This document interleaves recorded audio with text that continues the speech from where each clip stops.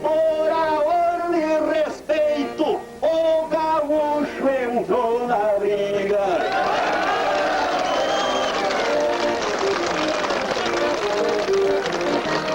Pras bandas de ronda alta, gaúcho não dobra a esquina. Nos quatro cantos da pátria, nossa fama predomina. Por isso desafiamos estas aves de rapina. Venham ver nosso exército na encruzilhada natalina.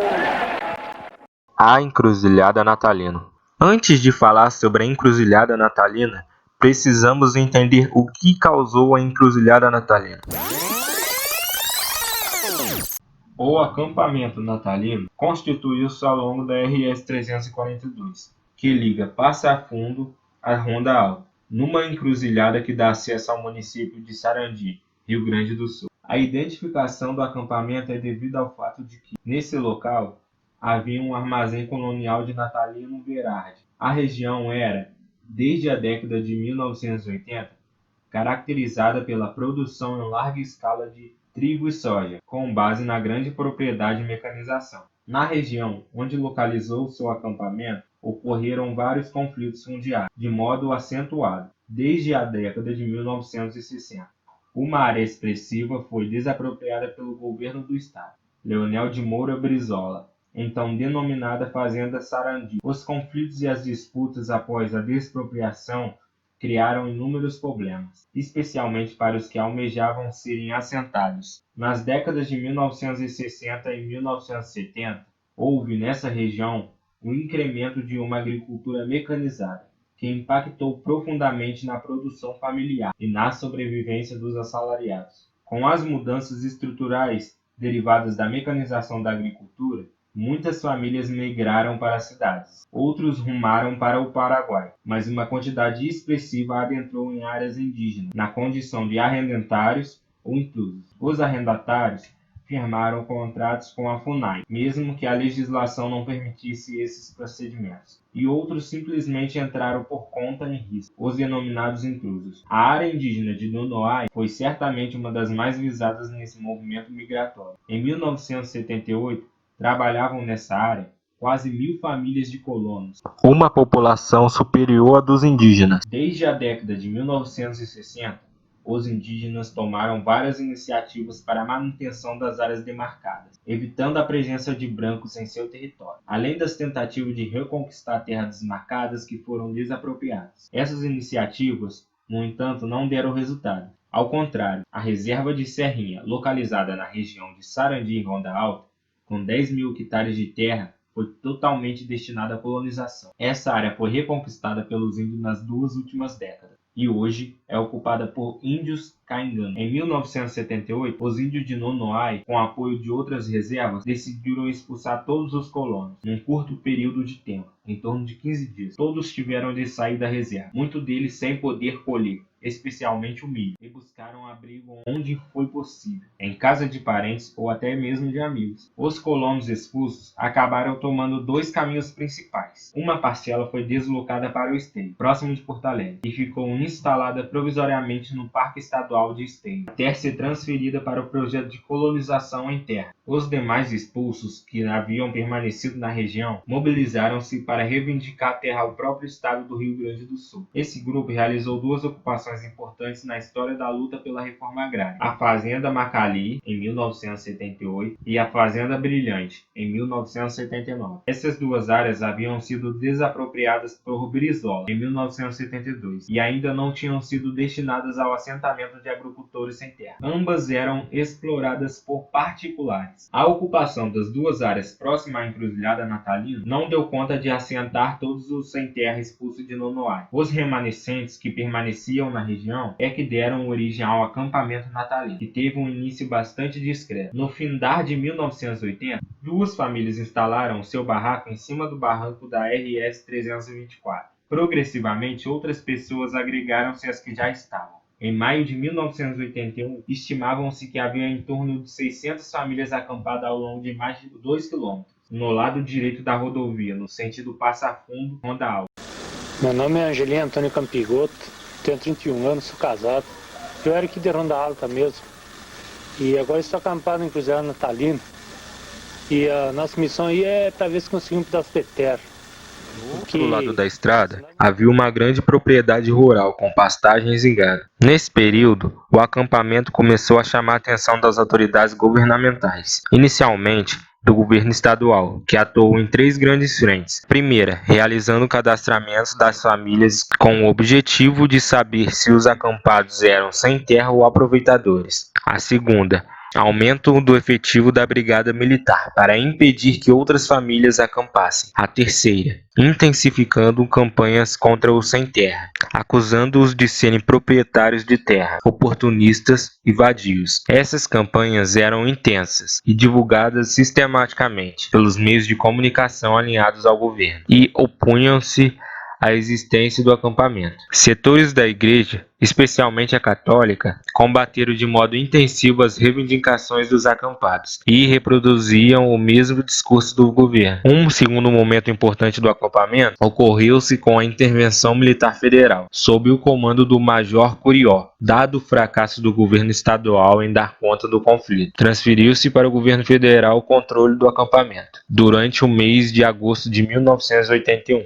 O local foi transformado em área de segurança nacional. Como o Major Curió tinha uma longa e vitoriosa trajetória em desarticular organizações sociais e resolver conflitos fundiários, foi indicado para solucionar o caso do Natalino. A intervenção iniciou de modo relativamente brando. As barreiras de entrada e saída do acampamento ficaram sob a responsabilidade da Polícia Rodoviária Federal. A alimentação, que até então resultava de campanha nas comunidades, passou a ser controlada exclusivamente pelos interventores através da Companhia Brasileira de Alimentos, a COBAL. O Major introduziu outros procedimentos, como rastear e arriar a bandeira nacional diariamente ao som do hino nacional. Uma das primeiras iniciativas foi convencer os acampados a aceitar as propostas já apresentadas pelo governo estadual. Para tanto, chegou a disponibilizar 2 aviões da FAB para os representantes do acampamento conhecerem o projeto de colonização em Serra do Ramalho, Bahia. O objetivo perseguido desde a intervenção federal foi desmobilizar os acampados, criando cisões internas, entre as quais propondo tratamento diferenciado para as lideranças. Como os acampados tinham as informações sobre as precárias condições nos projetos de colonização dos estados referidos, ficaram muito reticentes. Progressivamente, conseguiram avaliar melhor esse quadro, não só pelas informações enviadas por lideranças sindicais e religiosas, que atuavam e conheciam bem esses projetos, mas também pelas ameaças que foram crescendo na medida em que cresciam as resistências em aceitar sair do estado do Rio Grande do Sul. Os últimos dias do mês de agosto de 1981 foram de muita tensão, ameaças de enquadramento da liderança e do padre Almeida na Lei de Segurança Nacional, bem como da destruição do próprio acampamento. A principal tática utilizada foi a divisão entre os acampamentos através da constituição de um acampamento paralelo, próximo ao do Natalino, para onde se dirigiam os que concordavam com as propostas de colonização, dessa vez em Mato Grosso. Passados 31 dias instalados em frente ao acampamento, os resultados obtidos pelos interventores foram pífios, e então retiraram-se. Antes da saída, o Major Curió fez a leitura de um longo documento,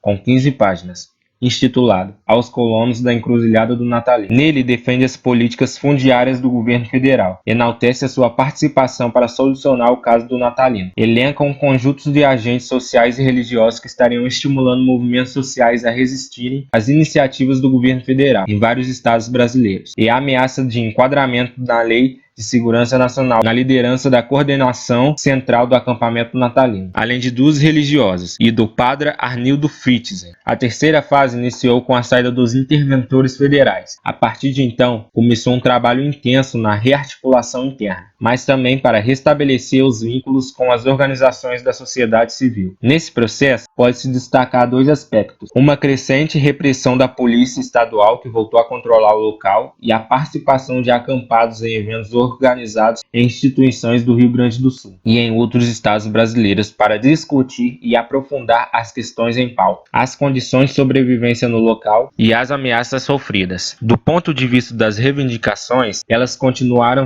as mesmas. O governo estadual insistindo que, no estado, não tinha terra disponível para desapropriação e apresentavam dados a respeito. A repressão e as ameaças de divisões foram crescendo, o que exigiu novas ações. Frente a uma situação quase insuportável, foi então proposta, no início de 1982, a aquisição de uma área de terra com o objetivo de ser um assentamento provisório. A área adquirida pertencia ao município de Ronda Alta e o assentamento ficou conhecido como Nova Ronda Alta, a 30 quilômetros da encruzilhada natalina. Essa área foi adquirida pela Igreja Católica através de campanhas e ajuda de entidades de outros países. O quarto momento iniciou com o deslocamento para Nova Ronda Alta. Nesse local, reorganizaram-se para resistir até a conquista da terra que ocorreu em 1983. Mesmo distantes da repressão policial, esta não deixou de continuar vigiando o local, especialmente através das águas da barragem do rio Passo Fundo, que banhavam as terras de Nova Ronda Alta. Sob muita pressão, o problema foi solucionado em 1983, pelo governador Jair Soares, do PDS, eleito em 1982. Uma das primeiras consequências foi o enfraquecimento da ditadura militar, pois a encruzilhada natalino era um acampamento com organização democrática, que possui líderes eleitos diretamente. Após a derrota do Coronel Corió, que foi ordenado pela ditadura militar para eliminar o movimento do Sem Terra, o próprio ganhou repercussão nacional e internacional, enfraquecendo ainda mais a ditadura militar, mostrando o sucesso da sua democracia interna. Outra consequência da encruzilhada natalino foi que, após a derrota do Coronel Corió, o governo deu para os acampados terras em Ronda Alta e Palmeiras da Missões, que fortaleceu a economia do Rio Grande do Sul, deixando o comércio muito enriquecido. Estes acontecimentos foram as maiores consequências da encruzilhada natalino, que, além de promover uma reforma agrária, ajudou a promover também a democracia no Brasil. Esse acampamento sofreu tamanha repressão militar pelo governo federal e estadual que ficou reconhecido de maneira nacional e internacional, mobilizando uma parcela da sociedade civil a seu favor. No ano seguinte, os assentados conseguiram a desejada reforma agrária, ganhando novas propriedades de terra para produzir seu sustento. A partir desse evento, foi realizado um congresso que deu origem oficial ao movimento dos trabalhadores rurais sem terra, em 1982, tendo como lema a seguinte expressão: terra para quem nela luta, e ocupar é a única solução. Seus membros montam um assentamento em terra que não estejam cumprindo sua função social. A Constituição Federal de 1988 diz que terras que não produzam devem ser reintegradas pelo governo e que ele as redistribua.